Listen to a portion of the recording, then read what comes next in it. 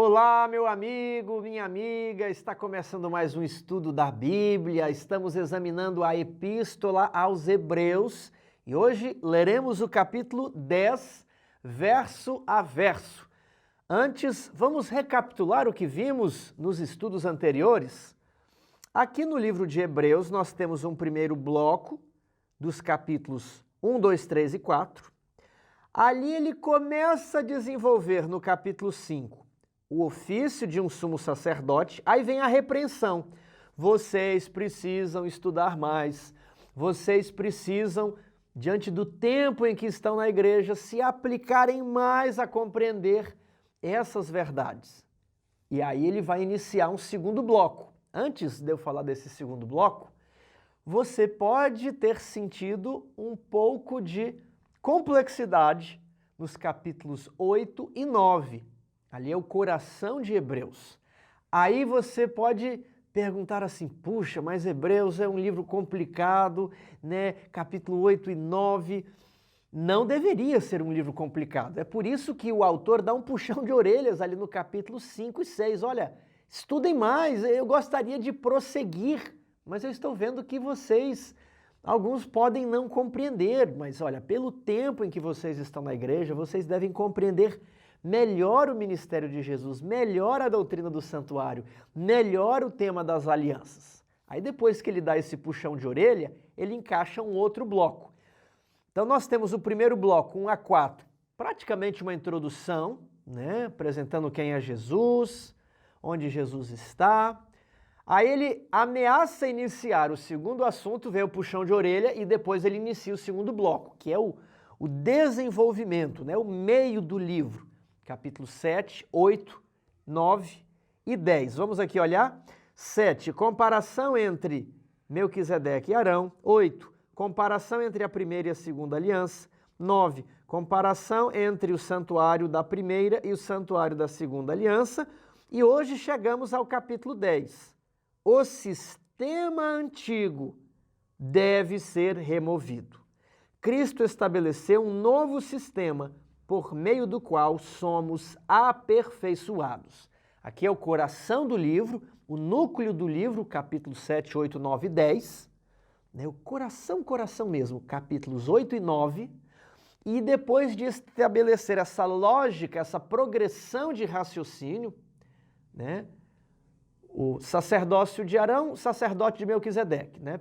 Primeira aliança e a segunda aliança, santuário terrestre e santuário celestial, 7, 8 e 9.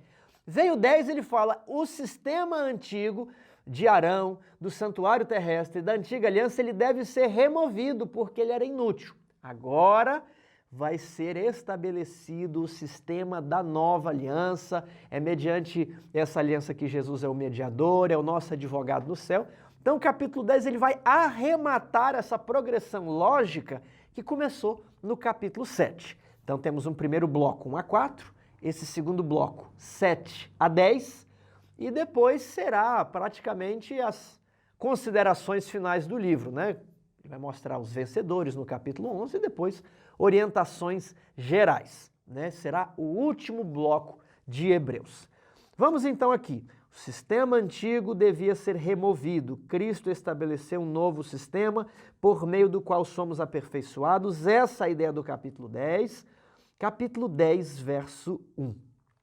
Ora, visto que a lei tem sombra dos bens vindouros. E aí você vê o texto de Colossenses 2,17 e de Hebreus 8,5, onde está descrito que as realidades terrestres eram sombra das realidades celestiais. Aqueles rituais, aquelas cerimônias, né? Tudo isso é uma sombra, diz Paulo em Colossenses. Então, olha, visto que a lei, que lei é essa? A lei de Moisés, a lei da antiga aliança, era uma lei de Deus, dada por Deus por intermédio de Moisés. Ela é conhecida como lei de Moisés. Então, visto que a lei tem sombra dos bens vindouros, não a imagem real das coisas, nunca jamais pôde tornar perfeito os ofertantes. Isso aqui é importante porque é o tema do livro. O antigo sistema não podia regenerar o coração, não podia imprimir a lei na mente não podia escrever os mandamentos no coração. Arão era um sacerdote falho. O tabernáculo terrestre, com sangue de animais, tinha apenas uma função pedagógica. A antiga aliança não tinha provisão de graça. Falamos muito sobre isso nos capítulos 8 e 9. Mas como eu sei que as pessoas sempre agarram quando é dito que a antiga aliança não tinha provisão de graça, eu sugiro que você assista o nosso outro curso, Teologia das Alianças, parte 1 e parte 2. Ali esse tópico será expandido e você não terá dúvidas. Então a antiga aliança ela não tinha provisão de graça. Ela não podia perdoar o pecado nem tornar regenerados os ofertantes. Olha, então, a antiga aliança, a lei, tem sombra dos bens vindouros, tem uma natureza pedagógica. Ela não é onde as coisas realmente acontecem, não é a imagem real das coisas. A imagem real é o santuário celestial. Então, essa antiga aliança nunca, jamais pode tornar perfeitos os ofertantes com os mesmos sacrifícios que ano após ano, perpetuamente eles oferecem.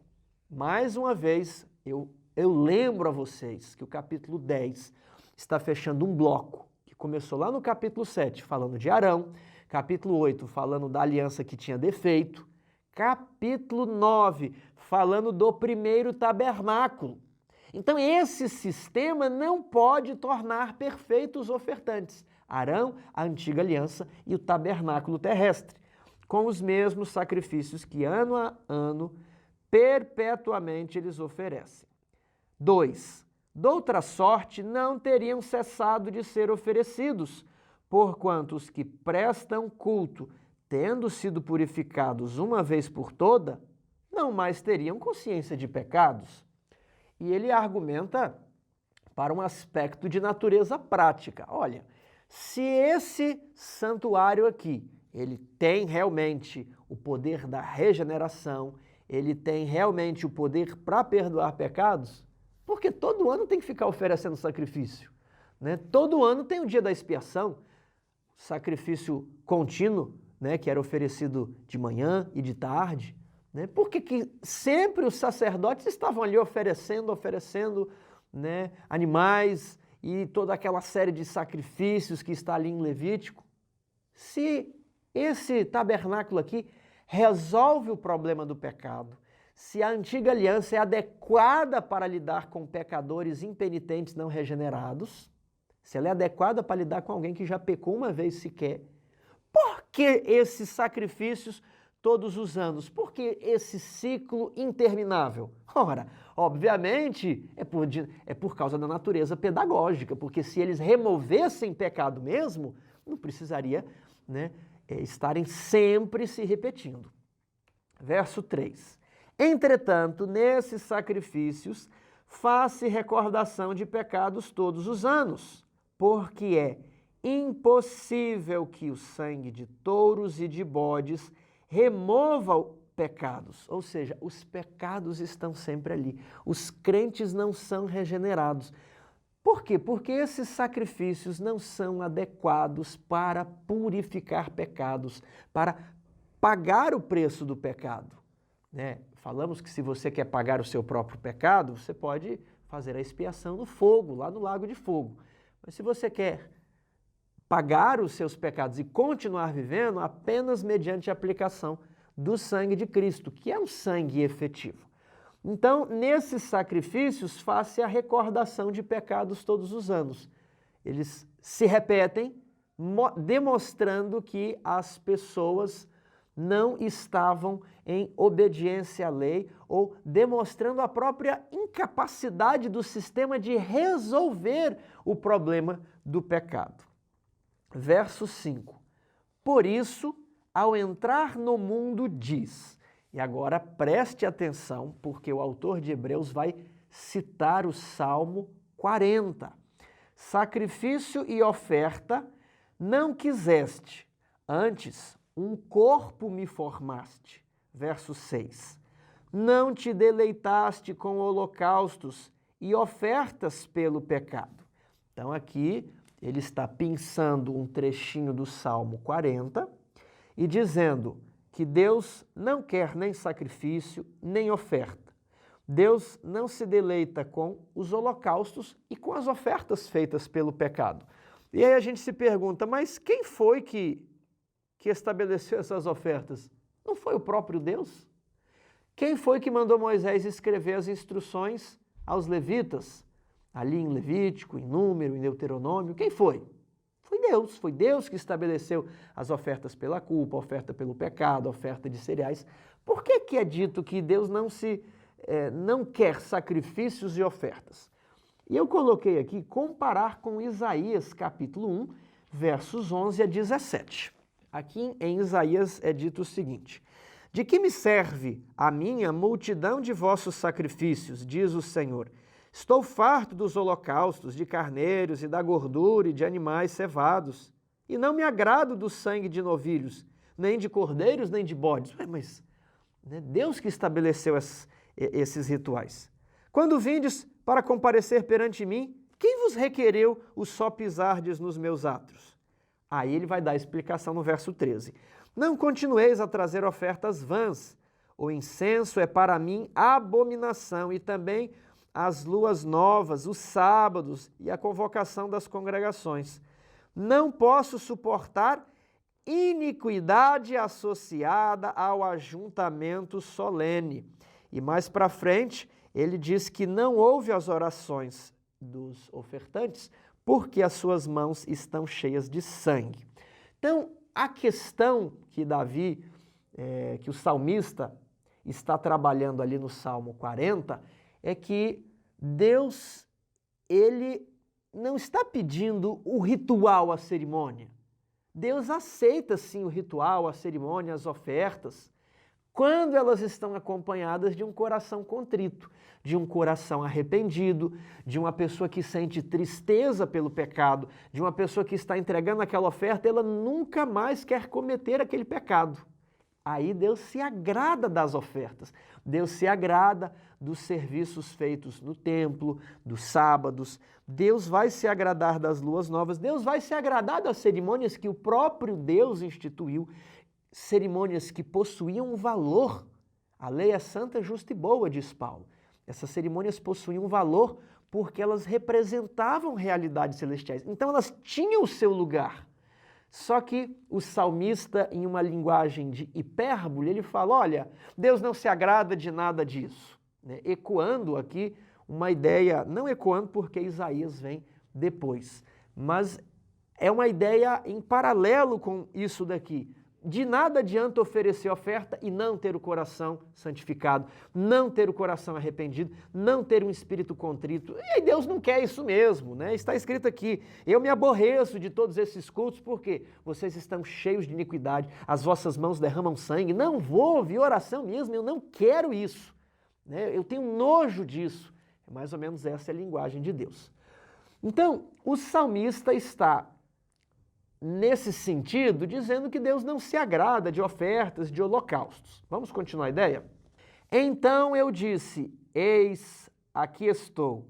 No rolo do livro está escrito a meu respeito para fazer, ó Deus, a tua vontade. Então tudo isso está ali em Salmos, capítulo 40, versos 6 a 7. Aí depois dele citar esse trecho, ele vem no verso 8 e comenta. Depois de dizer como acima, sacrifícios e ofertas não quiseste, nem holocaustos e oblações pelo pecado, nem com isto te deleitaste. Então, ele primeiramente cita nos versos 5, 6 e 7 o texto todo. Agora ele está comentando no verso 8 a primeira parte do trecho que ele já citou, né? É o verso 7 de Salmos 40, Salmos 47. Aí ele vai fazer outro comentário, né? Sacrifícios e ofertas, holocaustos e oblações são coisas que se oferecem segundo a lei. Vamos aqui voltar para o verso 1. Ora, visto que a lei tem sombra dos bens vindouros, a lei nunca jamais pode tornar perfeitos ofertantes com os mesmos sacrifícios. Essa é a tese dele. Ele começa o capítulo 10 com essa ideia. Agora vamos voltar para onde estávamos, né? no verso 8, ele começa a comentar o trecho do Salmo 40. Ó, depois de dizer como acima, sacrifícios e ofertas não quisestes, aí vem um comentário, coisas que se oferecem segundo a lei, verso 9, então acrescentou, eis aqui estou para fazer, ó Deus, a tua vontade. Salmos 40, verso 8. Aí ele citou o trechinho do texto para destacar. Existem duas coisas aqui, os sacrifícios e ofertas, e na segunda parte, eis aqui estou para fazer, ó Deus, a tua vontade. Só que o autor de Hebreus, ele vai fazer uma aplicação deste salmo. Como assim, Tiago, uma aplicação? Eu já expliquei o sentido do Salmo 40. Eu expliquei no sentido de que Deus não quer as cerimônias, né? O que Deus quer são as cerimônias e um coração contrito. Era mais ou menos esse o sentido ali, né? Dele falar que Deus não quer as ofertas, etc. Só que Paulo vai fazer uma aplicação tanto quanto homilética. Então, ele muda um pouquinho o sentido do Salmo para usar a ideia. Existe uma ideia messiânica aqui. Eis aqui estou para fazer, ó Deus, a tua vontade. Só que Paulo vai usar o texto de sacrifícios e ofertas de maneira homilética para concluir algo aqui no final do verso 9. Remove o primeiro para estabelecer o segundo.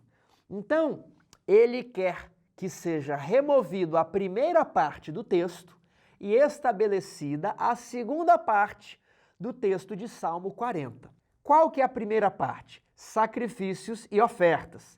Então, ele vai se utilizar daquele salmo, onde o autor não está menosprezando os sacrifícios e ofertas, mas isso exige um contexto. Os sacrifícios e ofertas devem ser acompanhados de um coração contrito de arrependimento. Só que Paulo vai pegar essa linguagem e vai dizer o seguinte, sacrifícios e ofertas, se Deus não quer, devem ser removidos. É para isso que ele pega o salmo, para utilizar que Deus não quer mais as cerimônias, porque chegou o tempo oportuno de reforma. Deus não quer as cerimônias. Se ele não quer o santuário, se ele não quer os sacrifícios, então vamos remover.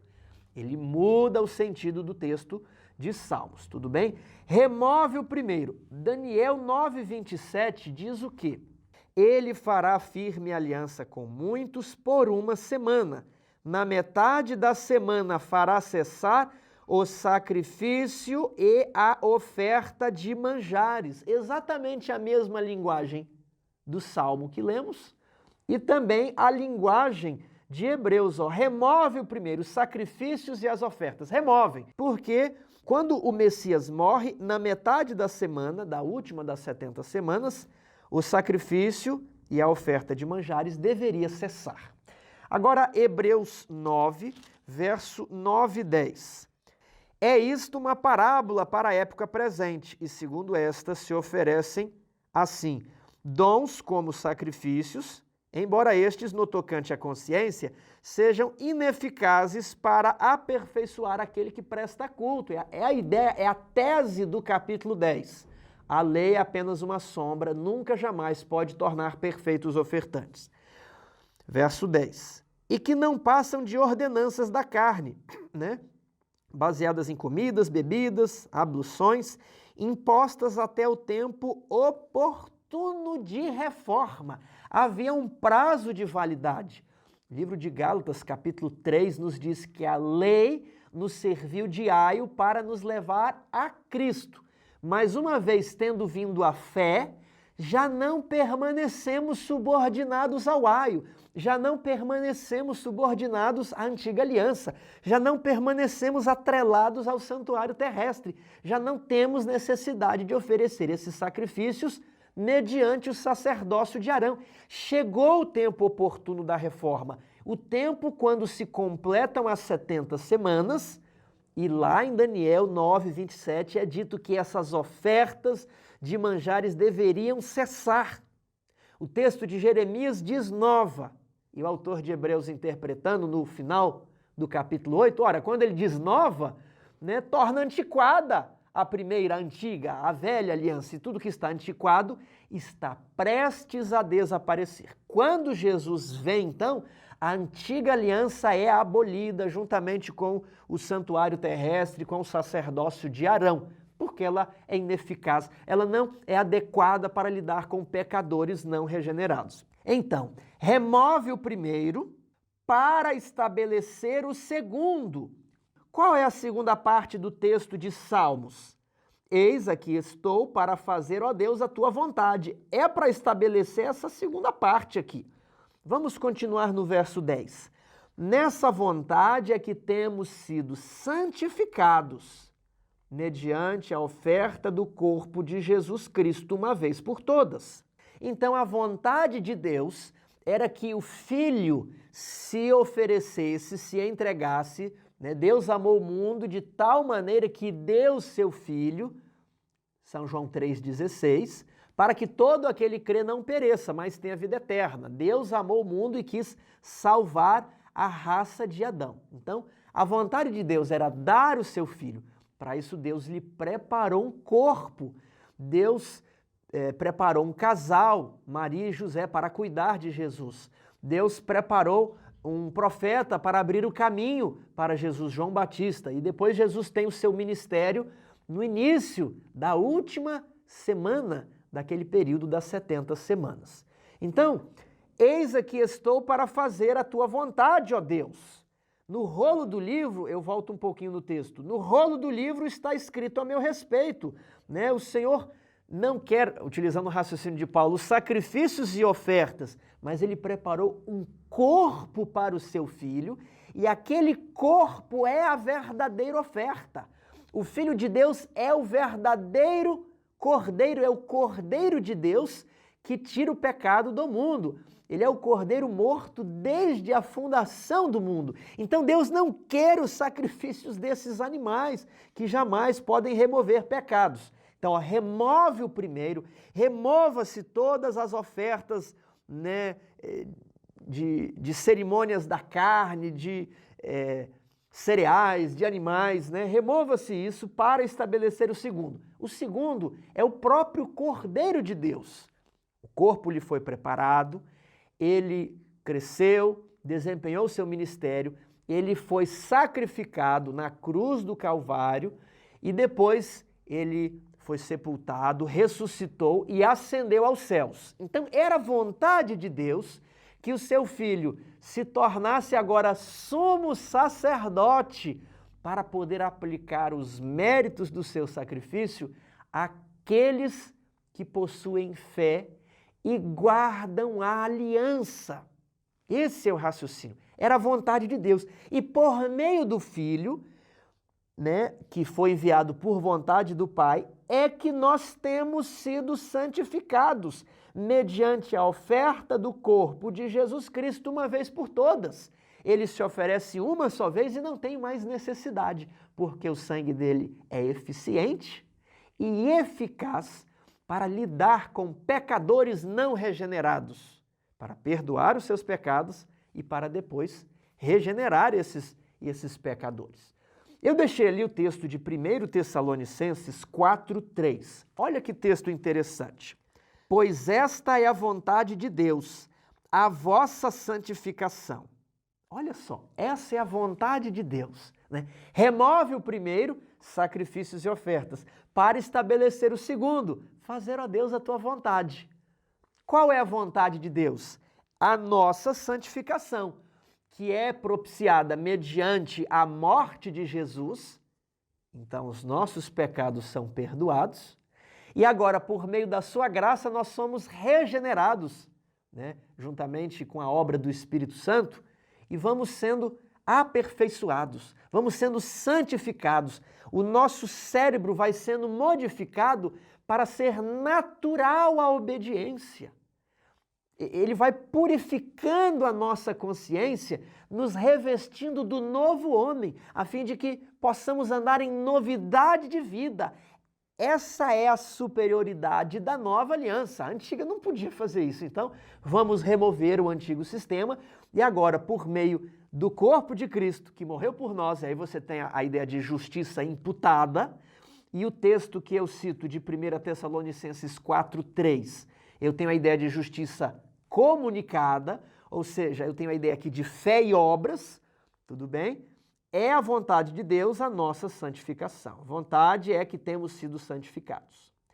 Vamos em frente, verso 11. Ora, todo sacerdote se apresenta dia após dia a exercer o serviço sagrado e a oferecer muitas vezes os mesmos sacrifícios, que nunca, jamais podem remover pecados. Aqui está bem claro que os sacrifícios nunca, jamais podem remover pecados. Verso 12. Jesus, porém, tendo oferecido para sempre um único sacrifício pelos pecados, assentou-se à destra de Deus. Ele sempre está fazendo essa comparação. Vimos que esse bloco do meio de Hebreus, do capítulo 7 ao 10, ele está o tempo inteiro comparando as duas alianças, comparando os dois tabernáculos, comparando os dois sacerdócios, e ele sempre vai bater na tecla. Aqui se fazia sacrifício todos os anos, por mais de 1000 anos. Sempre era a mesma coisa, os mesmos animais morriam. Mas, na nova aliança, um único sacrifício, uma única vez. Então, você percebe aí a superioridade. Um único sacrifício já resolveu o problema que milhares de sacrifícios de animais não resolveram. Agora, a segunda parte, né? Tendo se oferecido uma única vez, né? Para sempre, um único sacrifício pelos pecados, assentou-se à destra de Deus. Isso nós já vimos desde o início do livro de Hebreus, mas é interessante como os autores do Novo Testamento, eles tratam dessa ideia que aparece lá no Salmo messiânico, né? Salmos, capítulo 110, verso 1. Vamos dar uma olhada? Disse o Senhor ao meu Senhor, assenta-te à minha direita até que eu ponha os teus inimigos debaixo dos teus pés. Nós já lemos esse texto muitas outras vezes nos vídeos anteriores. Agora, esse texto é a argumentação do autor de Hebreus. De todas as passagens e salmos que ele se utiliza, o que ele mais utiliza é Salmos capítulo 110. Por quê? Porque ele precisava provar a messianidade de Jesus, ele precisava provar a divindade de Cristo. E ele não pode simplesmente citar uma carta do Novo Testamento, ele não pode citar Pedro, João, ele precisa citar as escrituras hebraicas. Então, a pedra de toque, né, o argumento constante dele é Salmos capítulo 110. E esse texto aqui sempre foi muito utilizado pelos cristãos dos primeiros séculos para discutir com os judeus. Quando você está discutindo dentro do cristianismo, né, uma igreja que aceita a divindade de Jesus e uma igreja que não aceita, as pessoas utilizam textos do Novo Testamento. Agora, quando você vai discutir com um judeu, você não pode utilizar um texto do Novo Testamento porque ele não aceita aquele livro. Então, você precisa procurar textos sobre a messianidade de Jesus no Antigo Testamento, e esse é um dos principais textos. Veja como ele é repetido aqui em Marcos capítulo 16, verso 19. De fato, o Senhor Jesus, depois de lhes ter falado, foi recebido no céu e assentou-se à destra de Deus. Ele está tirando isso da onde? Lá do Salmo 110. Agora, Atos 2:33. Exaltado, pois, à destra de Deus, tendo recebido do Pai a promessa do Espírito Santo, à destra de Deus. Agora, ainda no livro de Atos, capítulo 7, verso 55. Mas Estevão, cheio do Espírito Santo, fitou os olhos no céu e viu a glória de Deus e Jesus que estava à sua direita. E aí Jesus que estava sentado, ele se levanta no momento do martírio de Estevão.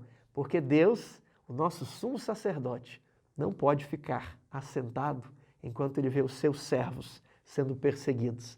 Jesus estava sentado, mas quando chega aqui, Estevão fala, olha, eu vejo Jesus, ele está à direita de Deus. Estevão está fazendo uma menção à ideia do Salmo 110.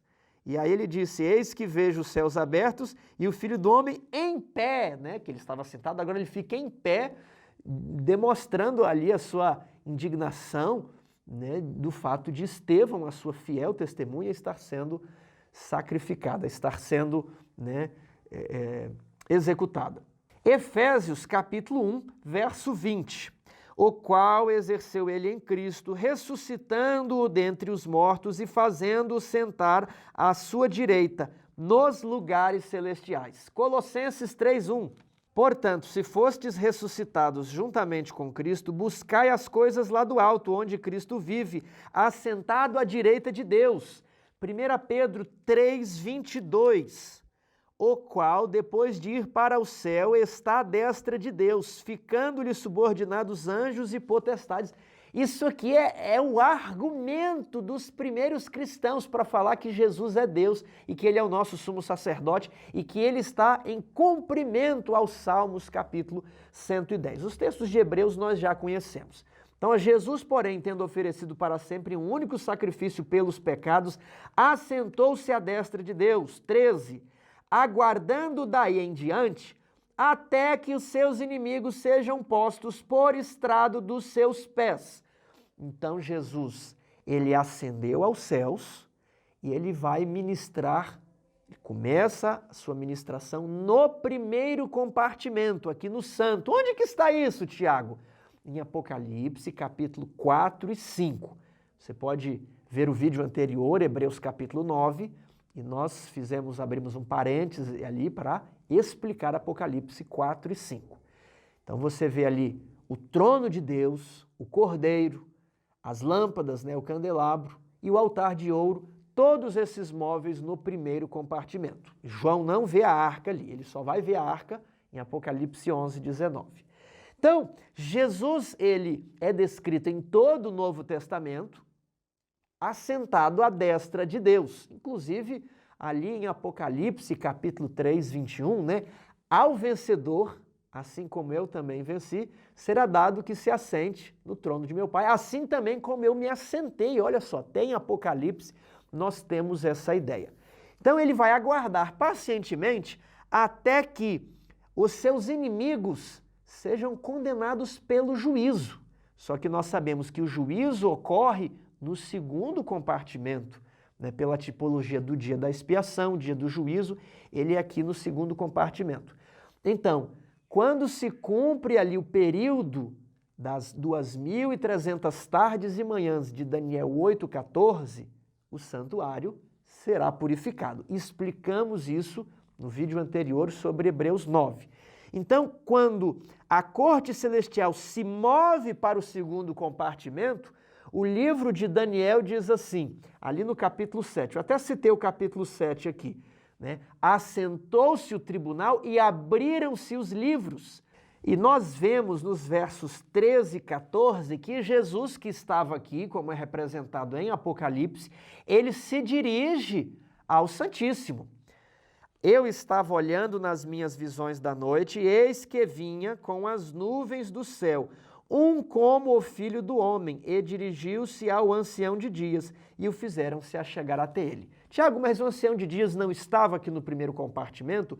Ele estava, e Jesus estava sentado à sua direita, aguardando se completar aquele período para iniciar a purificação do santuário, para fazer o juízo, né? Para ver quem será o súdito, ou quem serão os súditos do novo reino, e quem também serão os inimigos que serão destruídos, né?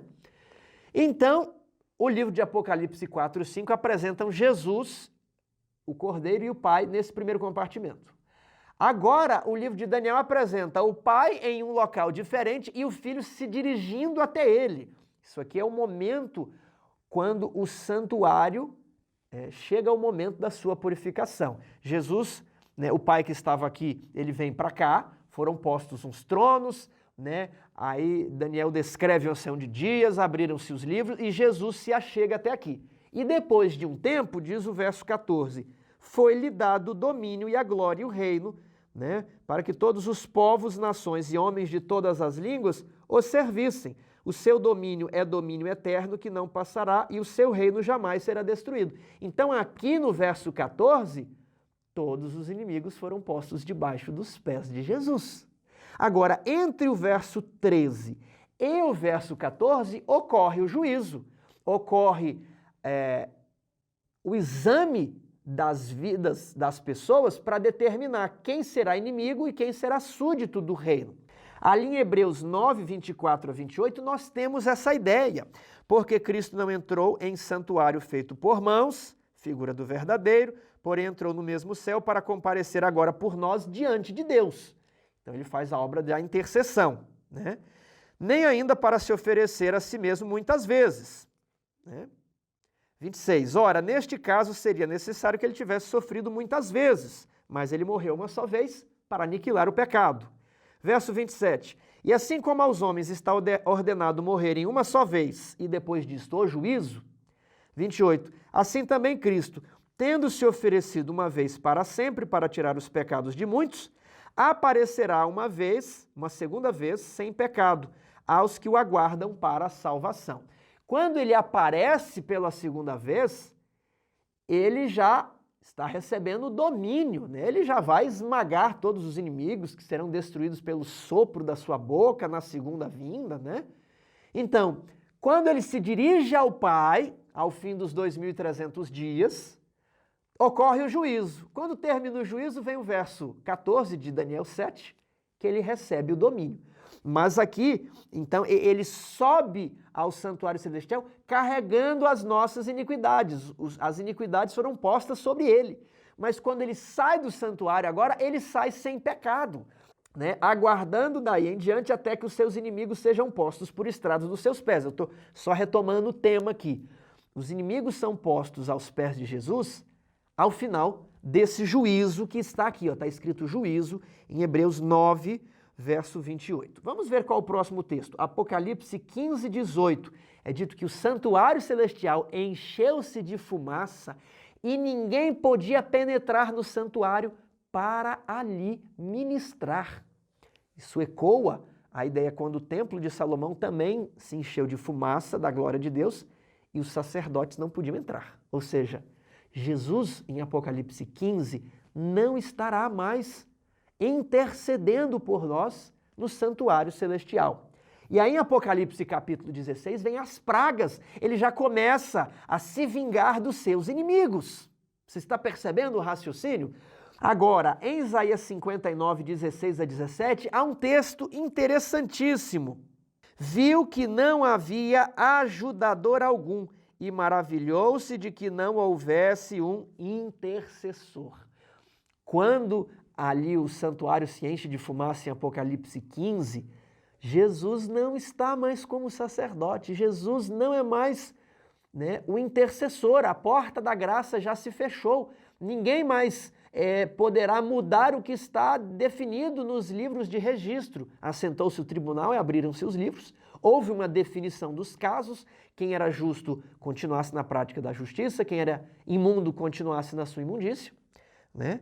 E agora não havia mais o intercessor, pelo que o seu próprio braço lhe trouxe a salvação, a sua própria justiça o susteve, né? A única pessoa que tem essa justiça é Cristo. 17. Então vestiu-se de justiça, como de uma couraça, e pôs o capacete da salvação na cabeça. Pôs sobre si a vestidura da vingança e se cobriu de zelo como de um manto. Ele não mais estará com as vestes de sumo sacerdote quando terminar o período de juízo, né? O ministério de Cristo começou aqui, depois ele se transfere para o segundo compartimento, mas um dia a obra do juízo vai terminar e não haverá mais intercessor. Todos os casos foram decididos. Jesus não mais será o sumo sacerdote. É claro que o Espírito Santo sempre estará com os justos, com os fiéis. É claro que a graça de Deus sempre estará, né, mantendo sob controle as paixões daqueles que decidiram se entregar a Cristo. A natureza inclinada ao mal vai continuar, mas a graça irá sustê-los. Eles foram aperfeiçoados pelo grande sumo sacerdote, eles foram aperfeiçoados mediante a nova e superior aliança. Então Jesus sai do santuário e não há mais o intercessor. Todos os casos foram decididos. Não é possível mais que os pecados sejam levados ao santuário. O santuário foi purificado. E agora Jesus tira as vestes de sacerdote, E ele vai colocar as vestes de vingança, porque ele ficou aguardando, assentado no trono, até que todos os inimigos sejam postos aos seus pés. E vai chegar o momento que Deus o Pai dirá para Jesus encerrar o juízo, vir até a terra e buscar aqueles que são seus. Vai buscar os justos, vai e traga aqueles que são dignos de andar de branco comigo, aqueles que vão viver eternamente na Nova Jerusalém.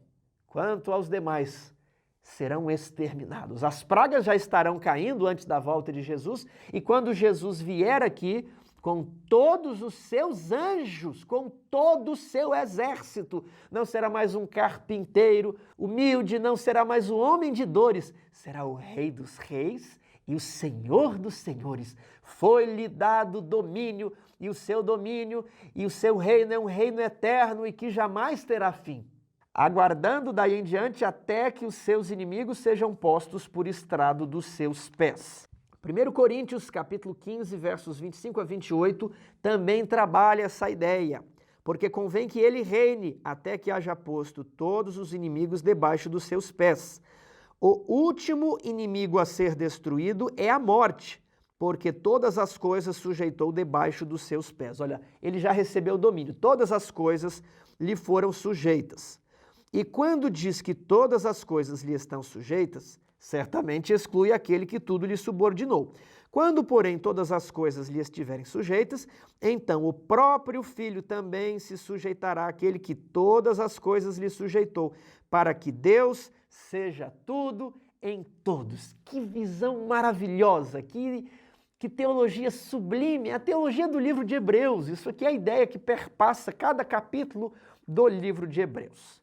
Verso 14, porque com uma única oferta, já lemos essas passagens, aperfeiçoou para sempre quantos estão sendo santificados. Isso aqui não quer dizer que ele morreu e todas as pessoas agora estão salvas e uma vez salvo, salvo para sempre. Não é isso. Mas o sacrifício dele é totalmente eficaz, é totalmente eficiente para aperfeiçoar os crentes, para perdoar os pecados e regenerar a mente, para permitir que eles andem realmente guardando a aliança. A graça de Cristo pode fazer isso. Muitas vezes as pessoas querem colocar que a graça de Cristo só perdoa os pecados, mas não é capaz de aperfeiçoar os crentes por inúmeras pressuposições filosóficas, por inúmeros raciocínios que não encontram base nas Escrituras. Mas nós lemos aqui nesses textos que quando Cristo coloca sobre o crente a sua justiça imputada, aquele crente é considerado como se nunca tivesse pecado. A sua conta é zerada. É claro que os pecados ficam registrados nos livros do céu até o juízo, para ver se houve o arrependimento. Mas nós somos aceitos no amado, nós somos considerados perfeitos em Cristo, e Ele vai nos aperfeiçoar durante a santificação, para que possamos produzir os frutos do Espírito. Está lá em Gálatas capítulo 5. Para que não mais pratiquemos nenhuma das obras da carne. Essa que é a ideia. Aquele que está em Cristo vive novidade de vida. Ele não vive praticando as obras da carne. Então, o sangue de Cristo ele é eficaz para fazer essa obra na vida do crente. Verso 15. E disto nos dá testemunho o Espírito Santo, porquanto após ter dito. Verso 16. Esta é a aliança que farei com eles depois daqueles dias, diz o Senhor. Porei no seu coração as minhas leis, e sobre a sua mente as inscreverei. Jeremias 31, 33. Vamos prosseguir. 17. E acrescenta: também de nenhum modo me lembrarei dos seus pecados e das suas iniquidades para sempre. Jeremias 31, 34. Ora, onde há remissão destes, já não há oferta pelo pecado. O que ele está querendo dizer aqui? Ele está citando o texto de Jeremias 31. Tiago, nós já vimos esse texto, sim, lá no capítulo 8. Lá no capítulo 8, ele fala que se a primeira aliança não tivesse defeito, jamais estaria sendo buscado lugar para uma segunda. A segunda é a aliança das superiores promessas. Está lá em Hebreus 8. Aí ele vai citar todo o texto de Jeremias, né? Dizer que as duas alianças eram diferentes e que a novidade da nova aliança é que ela perdoa os pecados e regenera o coração. Ela tem graça. Como no capítulo 10 ele retoma a ideia de que a antiga aliança não pode aperfeiçoar os ofertantes e que as ofertas e sacrifícios devem ser removidos, ele vai destacar as promessas superiores da nova aliança. Ele destaca justamente a novidade da nova aliança. Ele destaca justamente aquilo em que ela se diferencia. Olha, todas as duas alianças são leis de Deus. Elas são feitas por Deus. Então, os princípios, eles são os mesmos das duas alianças. Você tem os 10 mandamentos no coração das duas alianças. Só que na nova aliança, você tem a promessa. Olha, esse aqui é um autor inspirado da Bíblia, fazendo a exegese de Jeremias. Um autor inspirado, né? Hebreus, alguns dizem que é Paulo, outros dizem que é Paulo de modo indireto, mas é alguém que recebeu o Espírito Santo, que escreveu um tratado de teologia, é a obra mais organizada do Novo Testamento. Ele está pensando de Jeremias 31 justamente as duas promessas que a nova aliança possui e que o velho sistema que deve ser removido não possui. Isso é teologia. É assim que nós fazemos teologia. Nós deixamos o texto fluir, nós acompanhamos o raciocínio do autor de Hebreus, nós deixamos que a Bíblia seja a sua própria intérprete. Não ficamos evitando, não tem problema você ler outros livros de teologia, mas nós não ficamos citando, né, esse doutor, aquele doutor, a filosofia A ou B, para determinar o sentido do texto. Nós deixamos fluir. E aqui nós temos, eu estou dando ênfase nesse ponto, que isso é importante. Se você quiser ver mais sobre as duas alianças, tem o nosso curso. Mas aqui, ó, sobre a sua mente as inscreverei, Jeremias 31, 33. E de nenhum modo me lembrarei dos seus pecados, Jeremias 31, 34. Isso só existe no novo sistema. Ora, onde há remissão destes, já não oferta pelo pecado. Para que ficar continuando a oferecer animais? Para que frequentar o templo? Para que continuar com essas ofertas? Né? Onde há remissão, nós não precisamos de praticar mais essas ofertas. Se Jesus perdoou os nossos pecados e Ele pode habilitar você para guardar toda a aliança de modo perfeito, se o nosso grande sumo sacerdote pode aperfeiçoar, é a mensagem de Hebreus, ó, Hebreus 6, 1. Deixemos-nos levar para o que é perfeito. Se na nova aliança existe a possibilidade do crente guardar toda a lei, guardar todos os mandamentos, ser fiel a Deus em tudo, né? Para que nós vamos ficar oferecendo sacrifícios de animais? Acabou, isso aqui passou. Remove o primeiro e estabelece o segundo. Verso 19. Tendo, pois, irmãos, intrepidez para entrar no Santo dos Santos, pelo sangue de Jesus. Já estudamos essa expressão, aqui é ton hagion, é a mesma expressão tarrágia, porém o grego ele sempre se modifica nas suas terminações a depender do caso, né? A depender da figura sintática, da função sintática que o termo desempenha na oração. Então, tarrágia, ton hagion, né? E o autor também traduziu para santo dos santos. Mas já vimos que a expressão pura significa os santos. Então, temos a ideia de que pela fé, com ousadia, com intrepidez, sabe? As crianças, elas são ousadas, elas entram no quarto dos pais, né? Quando chega uma visita, a visita toda cheia de cerimônias, me dá licença, né? Eu posso entrar, aí a visita tira os sapatos, né? Os pais vão lá com cuidado, tirando os chinelos, aí as crianças passam às vezes correndo com calçado e a gente fala, meu filho, tira o sapato para entrar na casa dos outros. Mas nós temos que ter ousadia para entrar no santuário, né? Pelo sangue de Jesus. Eu gosto muito de uma música de Charles Wesley, onde é dito que confiantemente, com intrepidez, com ousadia, eu venho perante o trono eterno, né? Ali perante Deus o Pai e reivindico a minha coroa, reivindico a justiça imputada, reivindico a justiça forense externa ao homem. Eu reivindico o perdão de todos os meus pecados. E agora sinto-me merecedor por causa do sangue, por causa da graça de Cristo. Na verdade, eu me sinto devedor à graça. Sempre seremos devedores à graça. Mas por causa do que tudo que Cristo fez por nós, nós sentimos essa ousadia, essa intrepidez de entrar no Santo dos Santos, um local que nós jamais poderíamos entrar, nem no santuário terrestre, né? Quanto mais no santuário celestial. Sim, você pode, por causa do sangue de Cristo, você entra com ousadia e você vai diante de Deus o Pai. Só temos um único intercessor entre Deus e os homens e nós dirigimos as nossas orações diretamente a Deus, tendo nosso foco na obra que se realiza lá no santuário celestial. Muitas pessoas, elas se veem envolvidas em tantos pecados, em tantos problemas, que elas têm a sensação que elas não podem ser perdoadas.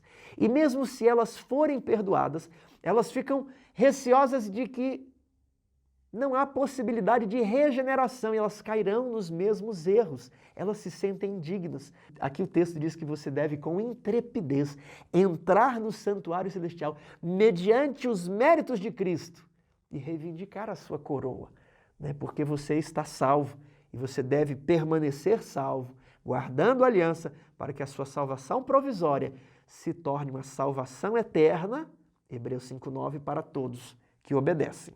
Verso 20, pelo novo e vivo caminho que ele nos consagrou pelo véu, isto é, pela sua carne. Então, pela encarnação e morte de Jesus, foi possível perdoar e regenerar o homem, foi possível santificar o pecador. E agora, Jesus, ele remove a barreira, esse véu aqui, no sentido de barreira que nos afastava de Deus, ele permite que nós compreendamos a obra de Jesus no santuário celestial. Ele permite que pela fé nós também entremos com intrepidez no santuário celestial, né? Pode ser no santo, pode ser no santíssimo, você vai entrar aonde Deus está, você vai entrar à presença de Deus pela fé.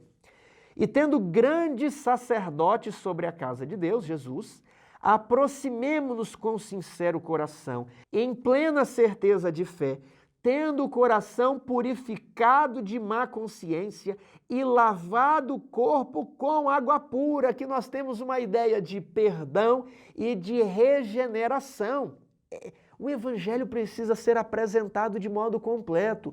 Muitas pessoas apresentam apenas o perdão e dizem assim: não é possível você ser regenerado. Não é possível que a lei seja escrita no seu coração. Obedecer nunca lhe será natural, nem com a graça de Cristo. Obedecer nunca será como você permitir naturalmente os seus impulsos. Ora, naturalmente os nossos impulsos são maus, só que a grande obra do sumo sacerdote é tornar a lei algo natural, como se fossem as linhas de programação no computador do nosso cérebro. Essa que é a ideia de regeneração. Vai ser natural a obediência, vai ser natural a guarda dos mandamentos, será natural a fidelidade a Deus. Essa que é a ideia. Transformar o pecador, perdoando todos os seus pecados e regenerando, purificação e lavagem. É uma ideia dupla, não apresente mais o Evangelho apenas como perdão, porque a pessoa novamente vai pecar e perdoa e novamente vai pecar. Apresente o Evangelho com o perdão, sim, principalmente para aqueles que são inseguros sobre a sua salvação, que são inseguros sobre a obra de Cristo, mas apresente o poder do Evangelho para vencer todos os pecados, para ser puro, para ser sem mancha, para ser irrepreensível, como diz o Novo Testamento. O Novo Testamento está recheado de textos, do início ao fim, que nós devemos ser santos, puros, justos, retos, sem mancha, irrepreensíveis. Essa é a qualidade dos 144 mil que estarão sobre o Monte Sião com Jesus. Então, o Evangelho, ele não faz meio serviço. O nosso grande sumo sacerdote, grande sacerdote sobre a casa de Deus, ele faz o serviço completo. Ele perdoa e regenera. 23. Guardemos firme a confissão da esperança, sem vacilar, pois quem fez a promessa é fiel. Tiago, que confissão é essa? Desde o início do cristianismo, nós temos algumas fórmulas que ilustram a doutrina verdadeira, a doutrina pura, que ilustram aqueles que estavam seguindo a Cristo. Vocês acreditam em quê? Então, um dos credos, o credo mais antigo, o credo apostólico. Creio em um só Deus, Pai de todos, em Jesus, que encarnou, cresceu, morreu sob Pôncio Pilatos, mas ressuscitou. Então, existe uma confissão. Eu estou citando aqui o credo apostólico só como exemplo, não estou extraindo nenhuma conclusão, ok? Só estou citando como exemplo. Mas confissão é aquilo que você confessa perante a sua comunidade religiosa das verdades que você acredita, das doutrinas que você professa e durante a semana você pratica, né? Porque o cristianismo não é só intelectual abstrato. Existe um estilo de vida cristão.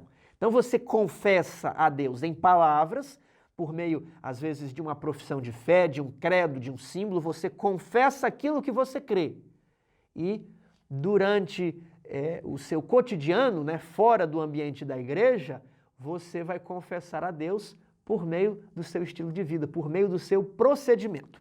Aqui em 1 Timóteo, primeira carta a Timóteo 6, 12 e 13, combate o bom combate da fé, toma posse da vida eterna, para a qual também foste chamado, e de que fizeste a boa confissão. Fizeste a boa confissão perante muitas testemunhas. Então ele confessou crer em determinadas realidades, doutrinas perante muitas testemunhas. Exorto-te perante Deus que preserva a vida de todas as coisas e perante Cristo Jesus que, diante de Pôncio Pilatos, fez a boa confissão. Jesus se portou de maneira digna como um rei. Jesus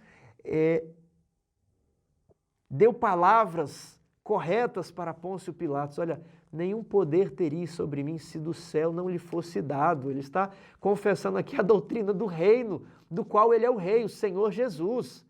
Então, existe uma confissão em palavras e uma confissão por procedimento. Em Hebreus capítulo 3, verso 1, olha só.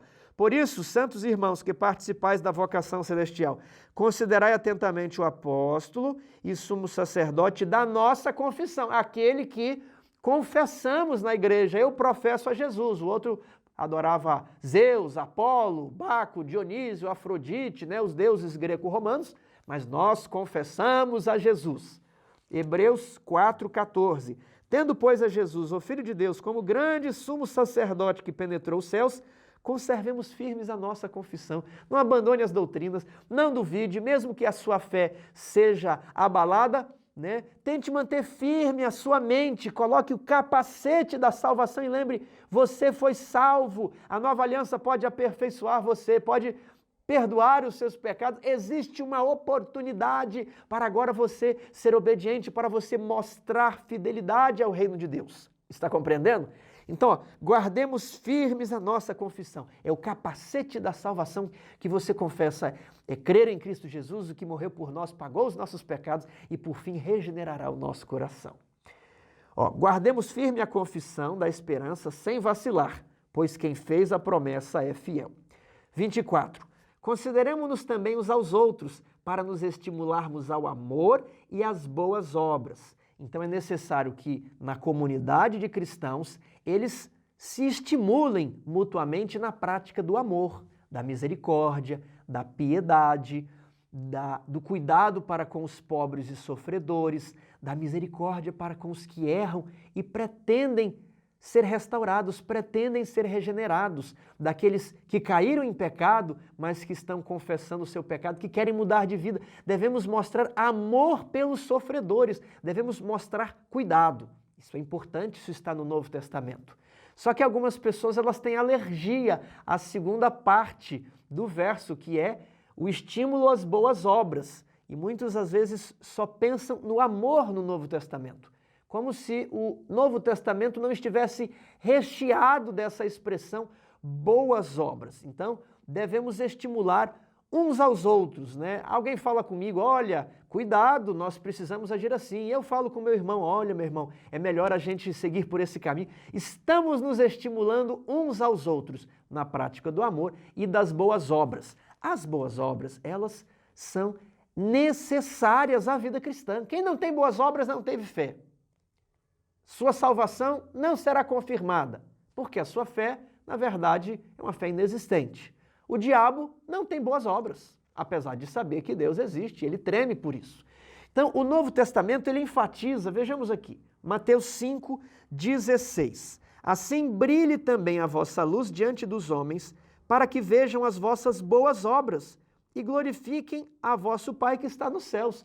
O seu comportamento deve ser irrepreensível, porque os homens que nem conhecem de doutrina verão, puxa, o seu João é uma pessoa tão amorosa e ele anda de maneira irrepreensível aqui na empresa. Olha, a luz do seu João está brilhando e os homens vão dar glória a Deus por ter um companheiro de trabalho como o seu João. Efésios 2,10, pois somos feitura dele, criados em Cristo Jesus para boas obras, as quais Deus de antemão preparou para que andássemos nelas. Tito, capítulo 2, verso 7, torna-te pessoalmente padrão de boas obras. Isso aqui é dito para um jovem, Timóteo. Aliás, Tito, você deve ser o padrão, você deve ser a referência da igreja. No ensino, mostra integridade. Ele vai falar de linguagem sadia, você tem que praticar o fruto do Espírito. Ainda em Tito, que essa expressão aparece bastante aqui, 3,8. Fiel é a palavra e quero que no tocante a estas coisas faças afirmação confiadamente para que os que têm crido em Deus sejam solícitos na prática de boas obras. Tem pessoas que têm crido em Deus e têm alergia a boas obras, não querem praticar as boas obras. Muitas pessoas confundem que as boas obras os tornarão fariseus. Então eles preferem uma vida de pecado deliberado para não serem fariseus, para falarem: nós dependemos do sangue de Cristo, porque nós não conseguimos mesmo, nós somos imperfeitos, nossa vida está toda aqui bagunçada, desorganizada, mas só o sangue de Jesus tem poder. Esse não é o discurso do Novo Testamento, você não encontra esse discurso em lugar nenhum na Bíblia, isso é uma filosofia humana, é uma lógica humana. Então, qual que é a ideia aqui do Novo Testamento? Você deve crer em Deus, deixa eu ler o trecho aqui de novo, ó. Para que os que têm crido em Deus sejam solícitos na prática de boas obras. Criou-se um dilema de que se a pessoa tem boas obras, ela é um fariseu. E ela não pode ser justificada pela fé. Mas se a pessoa quer ser justificada pela fé, ela não pode ter boas obras. Esse dilema foi criado ali nos primeiros séculos da era cristã. Então criou-se aquilo que eles chamam, ou você é justificado pela fé, né? Você contribui só com o seu pecado, você peca bastante para contribuir bastante para o trabalho da graça ser muito bonito na sua vida. Se você começar a obedecer, aí isso é coisa de fariseu, então você está querendo a justificação pelas obras, como se a fé e as obras fossem algo incompatível. Eu sugiro que você leia Tito 2, a partir do verso 7, até o final do capítulo 3, até o 11, né? Até o final do capítulo 3. E você vai perceber que as duas coisas estão em conexão. Vejamos aqui, Tito 3,14. Agora, quanto aos nossos que aprendam também a distinguir-se nas boas obras a favor dos necessitados, para não se tornarem infrutíferos. Os fariseus, eles eram infrutíferos. Tiago, mas eles não tinham toda aquela aparência de santidade, aquele aparato cerimonial? Pois é, mas era só para inglês ver, era apenas exterior. No íntimo, eles não cuidavam da família, não cuidavam dos pais, eram egoístas, roubavam, assassinavam, tramavam, mas ali no exterior eles estavam sempre com o terno bonito, né? À frente de suas congregações, cantando um belo hino, fazendo gestos, chorando. Quem olhasse de fora pensaria, fulano de tal é muito beato, fulano de tal é muito fiel, mas por dentro eles eram sepulcros, né? Como diz Jesus, por fora caiados de branco, mas por dentro cheios de podridão. Em Mateus capítulo 23, versos 1 a 3, Jesus diz assim: na cadeira de Moisés se assentaram os escribas e fariseus. Fazei, pois, tudo quanto eles vos disserem. praticai as boas obras. Os fariseus, eles orientavam a prática de boas obras e Jesus fala, fazei, pois, tudo quanto eles vos disserem, porém não os imiteis nas suas obras, porque eles dizem, mas não fazem. 1 Pedro 2,12, mantendo exemplar o vosso procedimento no meio dos gentios, para que naquilo que falam contra vós outros, como de malfeitores, observando-vos em vossas boas obras, glorifiquem a Deus no dia da visitação.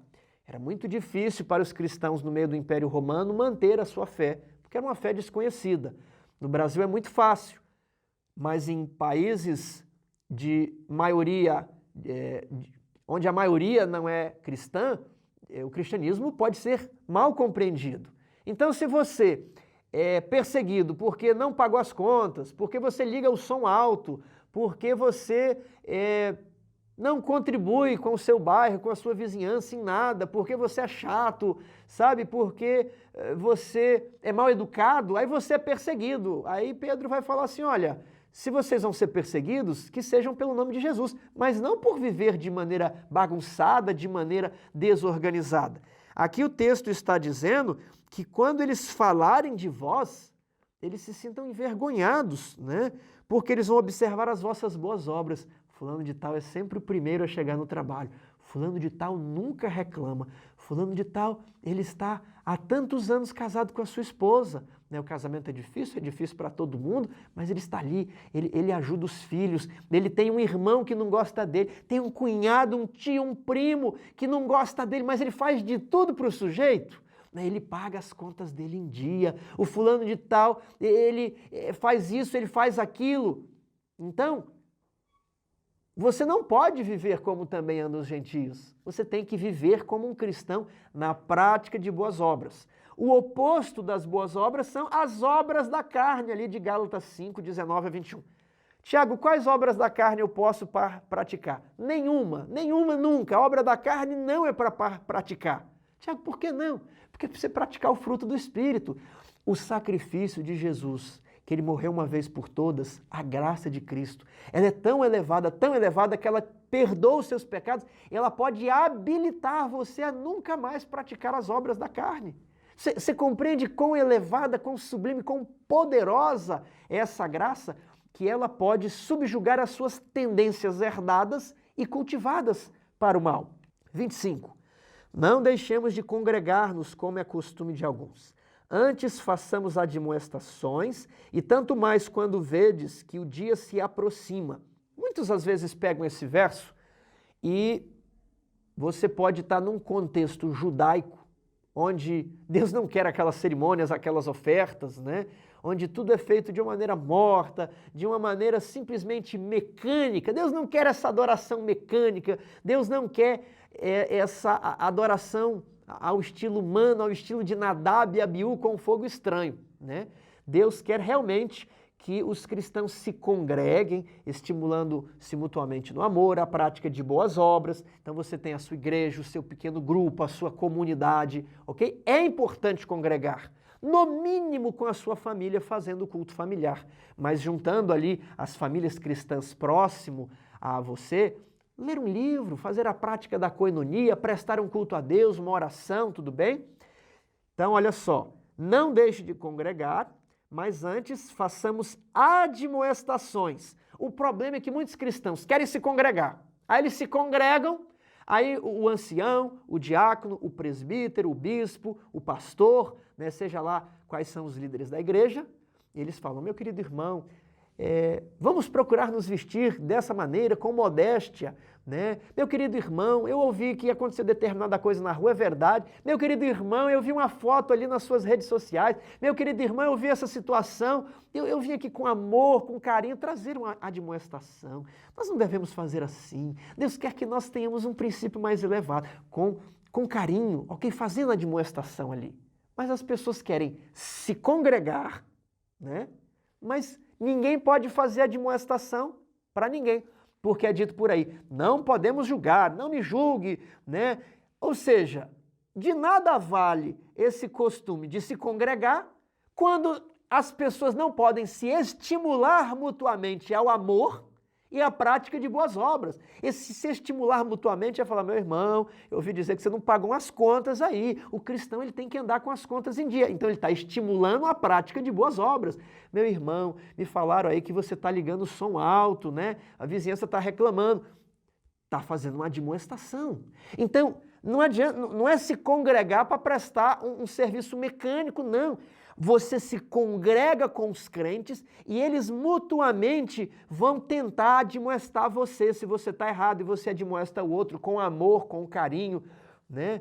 Irmãos, Gálatas 6:2, se alguém for surpreendido em alguma falta, vós que sois espirituais, repreendei-o com espírito de brandura. Então, esse se congregar, ele tem que ser levado à efetividade do texto, que é permitir que ao se congregarem, os irmãos vão cuidando do outro, fazendo admoestação uns aos outros, para que o corpo de Cristo cresça em santidade até a estatura de Cristo, para que cresça em perfeição, para que cresça em amor. Essa é a ideia do se congregar. Por quê? Tanto mais quanto vedes que o dia se aproxima. A ideia de que haverá uma prestação de contas, haverá um julgamento. Essa ideia está subentendida.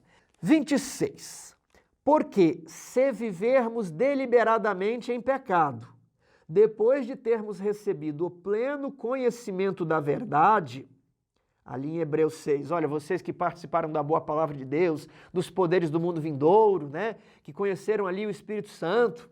Então, olha, depois de termos recebido todos esses dons do Espírito Santo, conhecermos a doutrina verdadeira e vivermos deliberadamente em pecado, não querendo que ninguém nos admoeste, não querendo que ninguém nos estimule a prática de boas obras, com aquele discurso, não me julgue, eu me viro com Deus, é a minha consciência e Deus. Isso aqui é estilo de vida gentílico, de quem não conhece a Cristo, tudo bem?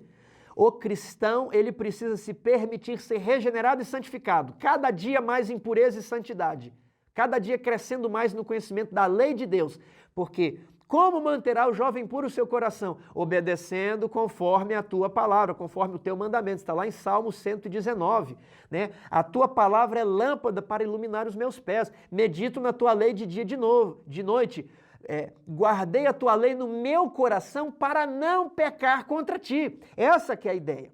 Então, olha, se depois de termos conhecido tudo isso, vivemos deliberadamente em pecado, já não resta sacrifício pelos pecados. Ah, mas e Jesus que está ali com as suas mãos, né? Como sempre, ele será o intercessor.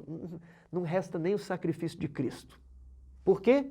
Porque esse crente não se permite ser regenerado. Por isso que eu citei ali Hebreus capítulo 6, quando que diz, deixa eu verificar aqui a linguagem correta, olha só. Aqueles que provaram a boa palavra de Deus e caíram, sim, é impossível. Não é que é impossível perdoá-los e regenerá-los. A graça pode. A oferta do sacrifício de Cristo pode, os méritos de Jesus podem. Mas ele não se permite mais ser renovado. Ele não mais abre mão para ser renovado. Então, olha, é impossível renová-lo para arrependimento porque ele está constantemente na prática do pecado e acha que no final Jesus vai estender as mãos e vai resolver tudo. E ele vai receber o manto sem ter guardado a aliança. Então, ó, é impossível renovar essas pessoas para o arrependimento. E aqui o texto de Hebreus 10, já não resta sacrifício pelos pecados. 27, pelo contrário. Vai existir o quê? Uma expectativa horrível de juízo e fogo vingador, prestes a consumir os adversários. Ele ecoa a mesma ideia que já foi apresentada no capítulo 6. A terra que é aguada, que é adubada, que é cultivada e produz frutas, verduras, cereais, ela recebe a bênção da parte de Deus. Vai para a vida eterna. Agora o solo que é lavrado, cultivado, recebe a chuva, recebe os insumos, mas nunca produz erva útil, ele vai ser abandonado e o seu fim será ser queimado. Ali nós temos Hebreus 5:9, que ele é autor da salvação eterna para todos os que lhe obedecem. Ali temos também Hebreus 12:29, porque o nosso Deus é um fogo consumidor, ó, certa expectativa horrível de juízo e fogo vingador, se você vive deliberadamente em pecado, se você não guarda aliança, se você não se permite ser regenerado. Temos também Mateus 7:19 e 21. Toda árvore que não produz bom fruto é cortada e lançada no fogo, assim pelos seus frutos os conhecereis. Aí você se congrega e os irmãos estão vendo que você não está produzindo bons frutos.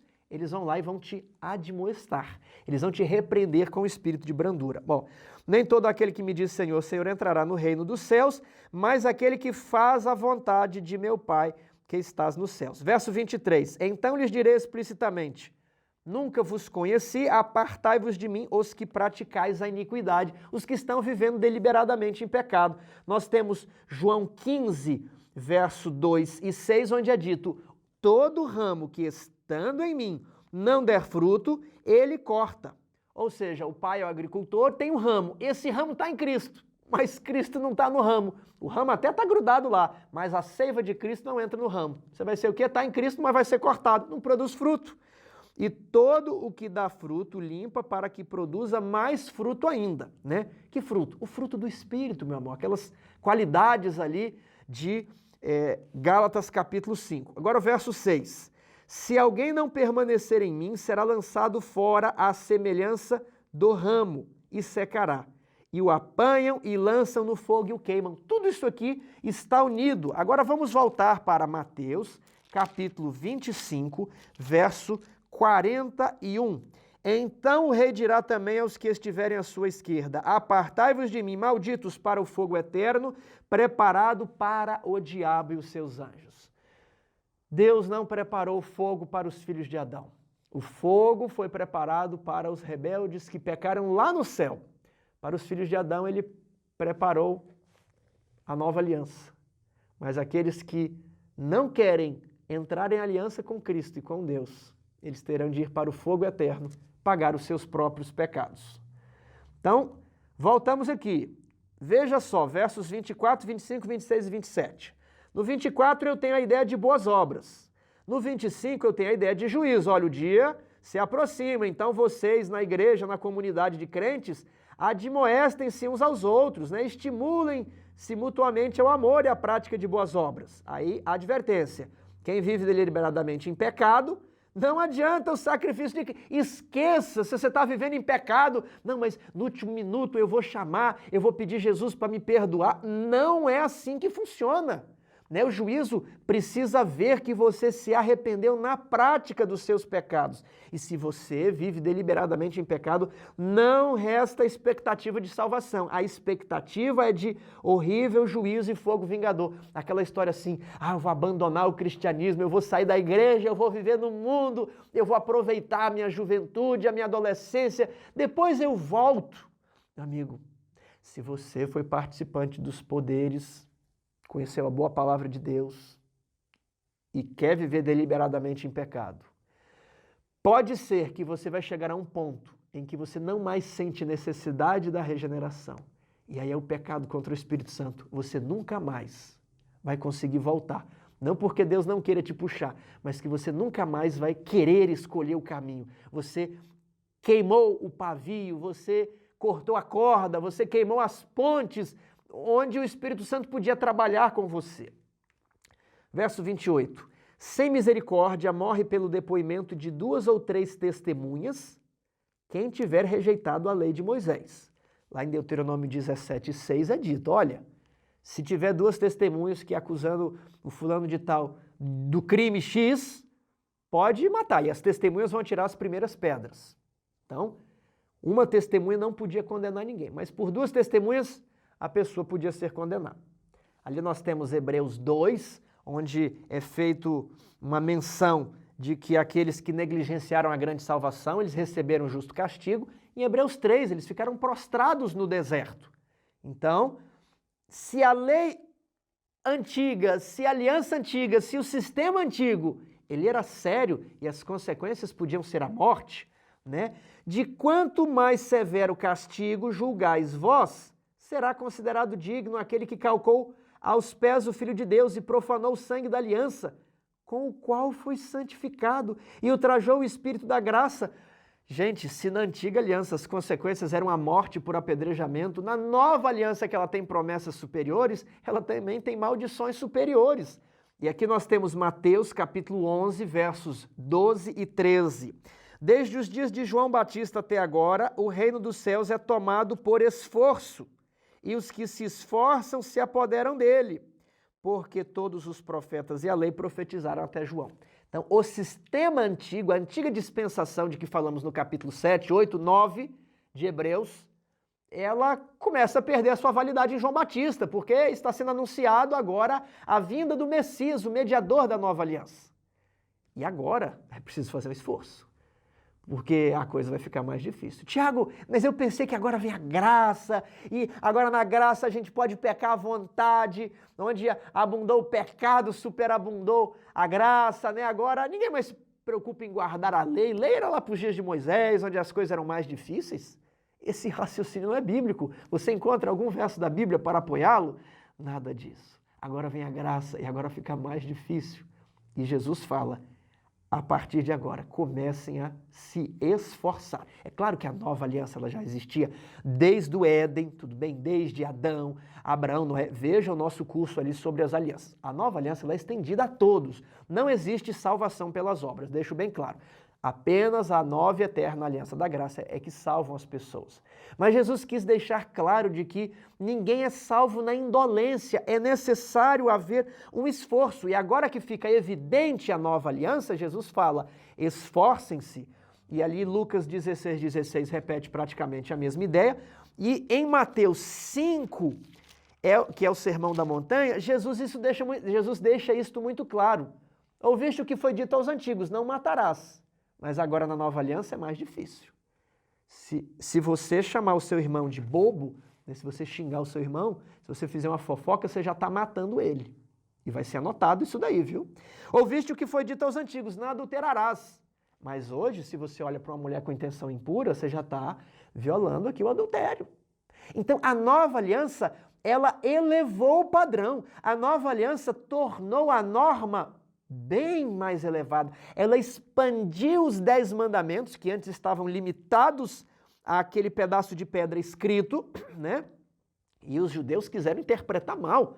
Eles quiseram dizer, olha, adulterar é só ir para a cama, mas enquanto não houver isso, está podendo. Eles reduziram apenas a letra, o que deveria ser expandido. Então, na nova aliança, obrigatoriamente, já que a lei é escrita no coração, devemos dar a máxima amplitude aos preceitos da lei de Deus. Então, Jesus, ele no final conclui assim, ouviste o que foi dito aos antigos, amarás o teu próximo e odiarás o teu inimigo. Ouviste o que foi dito aos antigos, né? Olho por olho, dente por dente. Mas se vocês amam aqueles que os amam, qual a recompensa? Vocês estão fazendo igual os gentios. Isso é prática do mundo, favorecer os aliados políticos e perseguir os inimigos políticos. Não tem diferença nenhuma. Aí ele fala, né? Se saudardes somente os vossos irmãos, o que vocês estão fazendo demais? Não fazem os gentios também o mesmo? E ele arremata, portanto, sede vós perfeitos, como é perfeito o vosso Pai Celeste. É para produzir frutos do Espírito, misericórdia, longanimidade, bondade, ok? É para guardar toda a aliança, é para deixar-se levar para a perfeição. Agora a coisa está mais difícil. Esforça-te, essa que é a ideia. Verso 30, ora, nós conhecemos aquele que disse, a mim pertence a vingança, eu retribuirei, Deuteronômio 32, 35. E outra vez, o Senhor julgará o seu povo, Deuteronômio 32, 36. Então, a ideia de juízo novamente apresentada e a nova aliança ela é enfatizada como tendo elevado a barra, elevado a linha de corte, elevado o padrão. Agora o padrão é muito elevado. Né? Os mandamentos de Deus, eles devem ser trabalhados com a sua máxima amplitude. Essa que é a ideia. Por isso, a antiga aliança, ela de certo modo era mais fácil, né? Vamos colocar assim. Agora as promessas são superiores, as bênçãos são superiores, mas também é exigido mais dos crentes sob a nova aliança. 31. Horrível coisa é cair nas mãos do Deus vivo. E nós temos Hebreus capítulo 12, 28 e 29. Por isso recebemos nós um reino inabalável, Olha só que grande promessa. Retenhamos a graça pela qual servimos a Deus de modo agradável, com reverência e santo temor. Desenvolver a vossa salvação com temor e tremor. Operai a vossa salvação, dizem outras versões. Verso 29. Porque o nosso Deus é fogo consumidor. A mim me pertence a vingança. Eu retribuirei. O Senhor julgará o seu povo. Quem rejeitar a nova aliança será culpado de crucificar o Filho de Deus. Horrível coisa é cair nas mãos do Deus vivo. Haverá um ajuste de contas. Nada ficará impune. Nada será deixado para trás, deixado para depois. Deus retribuirá a cada um segundo as suas obras. Meu querido amigo, eu não estou citando nenhum autor, nenhum teólogo, nenhum doutor, nenhuma filosofia. Eu estou abrindo e lendo a Bíblia. Existem muitos evangelhos por aí, mas o evangelho bíblico é esse que estamos lendo, verso após verso. Percebam que eu estou citando muitos versos, alguns aqui no texto, outros estou mencionando de memória. Vamos agora para a parte final. Lembrai-vos, porém, dos dias anteriores, em que, depois de iluminados, sustentastes grande luta e sofrimentos. Ora, expostos como em espetáculo, tanto de opróbrio quanto de tribulações, ora tornando-vos coparticipantes com aqueles que desse modo foram tratados. 34. Porque não somente vos compadecestes os encarcerados, como também aceitastes com alegria o espólio dos vossos bens, tendo ciência de possuirdes vós mesmos patrimônio superior e durável. Então você perceba no 32, grande luta e sofrimentos. 33, opróbrio, tribulações. 34, encarceramento, espólio dos bens, confisco das propriedades. Esses cristãos que estão recebendo a carta de Hebreus, eles sofreram muito. Eles foram perseguidos. E ao que tudo indica, esse período de tribulação pode ser uma referência à perseguição ocorrida sob o governo do imperador Nero, em 64 depois de Cristo.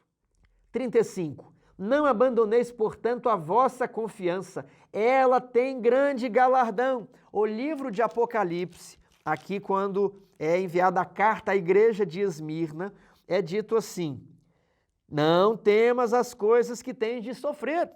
Eis que o diabo está para lançar em prisão alguns dentre vós, para ser dispostos à prova, e tereis tribulações de 10 dias. Período de 10 anos de muita perseguição ali sob Diocleciano. Sê fiel até a morte e dar-te-ei a coroa da vida. Vem a ideia de perseverança. Não abandoneis, portanto, a vossa confiança. Ela tem grande galardão. Vocês receberão uma recompensa muito superior. Vocês receberão casas muito mais requintadas que os palácios dos imperadores romanos. Tendo consciência de possuirdes vós mesmos patrimônio superior e durável. Jesus foi preparar mansões lá no céu, na Nova Jerusalém. Ele foi nos preparar um lugar. Então, apesar de estar difícil, perseverem. Meus queridos amigos, isso é uma reprovação ao nosso cristianismo. Nós não temos provas onde precisamos resistir até o sangue. Agora, E mesmo assim falhamos, Agora, quando olhamos para os autores do Novo Testamento, o que aconteceu com os apóstolos? Todos foram mortos, menos João, e Lucas, e Marcos, e os companheiros de Paulo, e o próprio Paulo. Você diria que um homem que foi açoitado, que foi apedrejado, que participou de um naufrágio, que foi preso, acusado injustamente, nenhum dos seus companheiros esteve presente no seu último discurso, na sua última defesa, ficou alguns anos mofando na prisão até ser decapitado. Será que esse homem foi um homem de sucesso? Jamais esse homem poderia ser considerado um homem de sucesso nos padrões do mundo. Mas o que o autor de Hebreus, e talvez seja Paulo que escreveu, ou de uma forma indireta foi o autor deste conteúdo, ele orienta os crentes a visualizarem as realidades eternas, não apenas do santuário, mas da recompensa dos crentes, do grande patrimônio, das riquezas sem fim, do grande galardão, da grande recompensa da vida eterna, na companhia dos anjos, na Jerusalém celestial. É isso que ele chama a atenção. Suportem mais um pouco, vocês serão recompensados. Sejam fiéis até a morte e vocês receberão um dia a coroa da vida. 36. Com efeito, tendes necessidade de perseverança, para que, havendo feito a vontade de Deus, alcanceis a promessa. Verso 37. Porque ainda dentro de pouco tempo aquele que vem virá e não tardará. 38. Todavia, o meu justo viverá pela fé. Ele está citando Abacuque, capítulo 2, verso 3 e verso 4. É interessante que quando vamos para Abacuque, está escrito que o meu justo viverá pela emuná, pela fidelidade. Ou seja, aquele que é fiel à aliança, eu perdoarei os seus pecados e nunca mais me lembrarei das suas iniquidades. Imprimirei a lei no seu coração. Paulo faz um trocadilho, ele utiliza a fé. Fé, como já vimos nos capítulos 3 e 4, como sinônimo de obediência, de fidelidade. Porque Israel não entrou por causa da falta de fé, por causa da incredulidade, por causa da desobediência. Então, fé como sinônimo de fidelidade, tudo bem? O justo viverá tendo a fé em Cristo e sendo fiel a Cristo.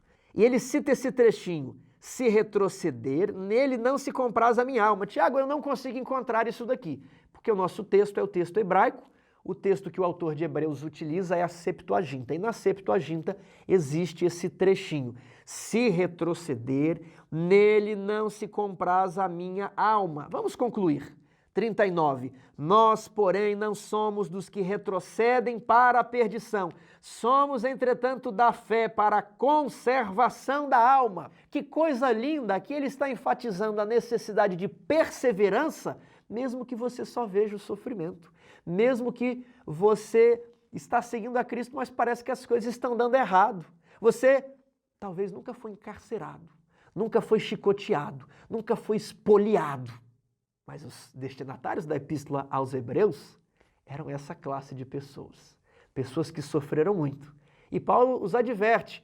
Paulo não fala assim, é assim mesmo, coitado Deus se esqueceu de vocês. Não! O justo viverá pela fé, pela fidelidade, porque dentro de pouco tempo ele virá e retribuirá a cada um segundo as suas obras. Ele tem um grande galardão, uma grande recompensa.